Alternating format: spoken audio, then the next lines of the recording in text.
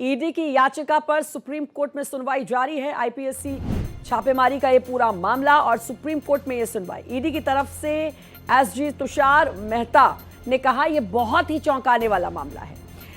ED कार्रवाई के दौरान वहां सीएम ममता पहुंची। सीएम ममता बनर्जी ने सारी फाइलें जब्त कर ली। सीएम ने ईडी अधिकारी का फोन भी ले लिया। इन्होंने सीबीआई को कार्रवाई नहीं करने दी। हाईकोर्ट की सुनवाई के दौरान हंगामा किया। पुलिस अधिकारियों को सस्पेंड किया जाए, तुषार मेहता ने कहा है।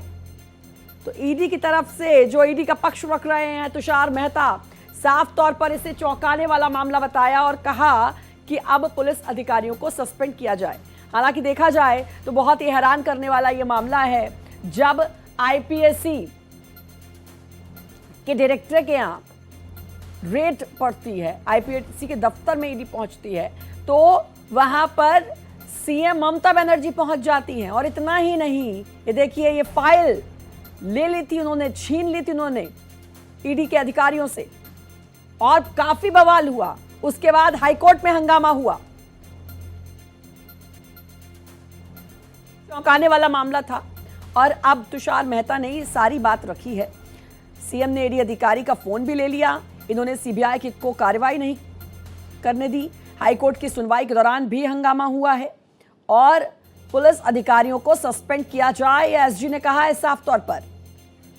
गोपाल हमारे साथ, हमारे संवाददाता जुड़ चुके हैं। गोपाल, ये अपने आप में एक बड़ा, अनोखा, हैरान करने वाला, चौंकाने वाला मामला, जिसको एसजी ने भी कहा है अब सुप्रीम कोर्ट में, क्योंकि एक सीएम का वहां पहुंच जाना जहां पर ईडी की छापेमार कार्रवाई है, और सिर्फ वहां पहुंचना नहीं, वहां पे ईडी के जितने भी अधिकारी हैं उनसे फोन ले लेना, उनसे वो फाइल ले लेना, सारे दस्तावेजों को जब्त कर लेना। क्या ये नहीं दिखाता कि भाई दाल में जरूर कुछ काला था, इसलिए हड़बड़ाहट में खुद सीएम ममता बनर्जी वहां पहुंची?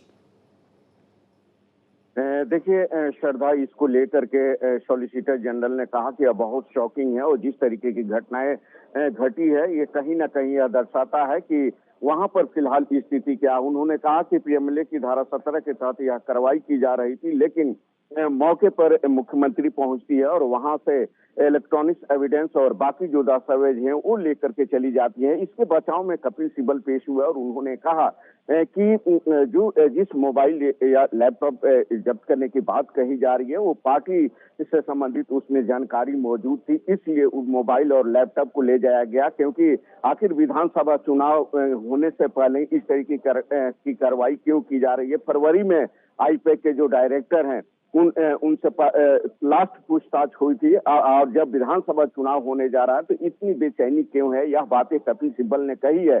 जबकि सॉलिसिटर जनरल तुषार मेहता ने कहा कि वहां पर वरिष्ठ अधिकारियों ने भी मुख्यमंत्री का सहयोग किया है और इससे यह साबित होता है कि जब पिछली बार भी इस तरीके की घटना घटी थी तो खुद वहां के पुलिस कमिश्नर, तत्कालीन पुलिस कमिश्नर राजीव कुमार धरने पर बैठ गए थे ममता बनर्जी के साथ, और इस समय वह डीजीपी हैं, इसलिए उनको निलंबित किया जाए और बाकी अधिकारियों के खिलाफ कार्रवाई की जाए।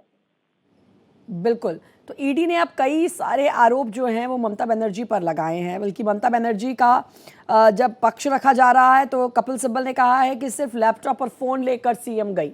ये बात कपिल सिब्बल की तरफ से रखी गई है। क्या समझा जाए इसको गोपाल, किस तरीके से, क्योंकि आप सुप्रीम कोर्ट को हमेशा देखते हैं, जानते हैं, समझते हैं, किस तरीके से सुप्रीम कोर्ट ये पूरा जो घटनाक्रम हुआ आईपीएससी के डायरेक्टर के यहाँ रेड को लेकर, कैसे सुप्रीम कोर्ट इसे समझेगा और क्या प्रतिक्रिया सुप्रीम कोर्ट की होगी?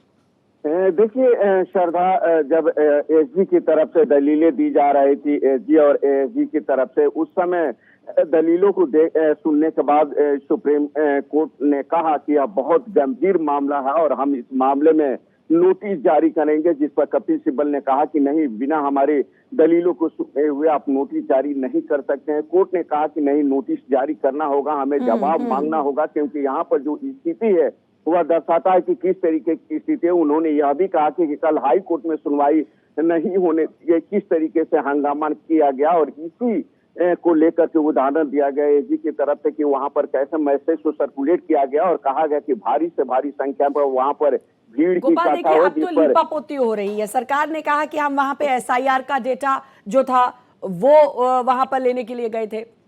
लेकिन एसडी यानी कि सॉलिसिटर जनरल का ये कहना है कि वो कोयले से जुड़ा हुआ पूरा मामला, आप एसआईआर की बात कर रहे हैं, साफ पता चल रहा है कि आप किस तरीके से लीपापोती कर रहे हैं। अब दो तीन चीजें हैं इसमें। देखिए, पहली चीज ये समझनी होगी कि आने वाले समय में गोपाल यहां पर विधानसभा चुनाव हैं, लेकिन उससे पहले किसी सीएम का इस तरीके से रिएक्ट करना बहुत सारी तरफ इशारे करता है, संकेत देता है। और यही बात साफ तौर पर सुप्रीम कोर्ट ने भी कहीं ना कहीं फटकार लगाई है सरकार को नोटिस जारी करके। कपिल सिब्बल को साफ तौर पर कहा कि आप कैसे कह सकते हैं कि हम नोटिस नहीं जारी कर सकते हैं। जी बिल्कुल, इस नोटिस जारी करने का भी संकेत दिए हैं। मामले की सुनवाई हो रही है, लेकिन जिस तरीके से ममता बनर्जी का रवैया रहा है एजेंसियों के साथ, उसको देखकर कहा जा सकता है कि सुप्रीम कोर्ट भी इसे गंभीरता से लिया है। क्योंकि इससे पहले जब विधानसभा चुनाव होने वाला था, उस दौरान जो पुलिस कमिश्नर थे तत्कालीन राजीव कुमार, उसको लेकर के बवाल मचा हुआ था। जब उनसे पूछताछ होनी थी एक मामले में, तब जाकर के ममता बनर्जी अचानक उनके साथ धरने पर बैठ गई थी। और ठीक इस जो आगामी विधानसभा चुनाव है, उससे ठीक पहले जिस तरीके से यह सब चल रहा है एजेंसी और कहीं ना कहीं पश्चिम बंगाल सरकार द्वारा, यह दर्शाता है कि जरूर कुछ न कुछ है। यही कारण है कि दाल में काला है। हरी फाइल का बार से बार जिक्र है, भले ही उनकी तरफ से वकील ये कहते रहे कि नहीं, वो उन्होंने सिर्फ लैपटॉप और फोन लिया, लेकिन वो हरी फाइल की पूरी फुटेज, वो तस्वीर दिखाई दे रही है और साफ समझ में आ रहा है कि वो ममता बनर्जी ने अपने पास ले ली थी, उसको छीन लिया था बाकायदा। ये अपने आप में बहुत सारे गंभीर सवाल खड़े करता है। बहुत बहुत शुक्रिया गोपाल आपका तमाम जानकारी देने के लिए।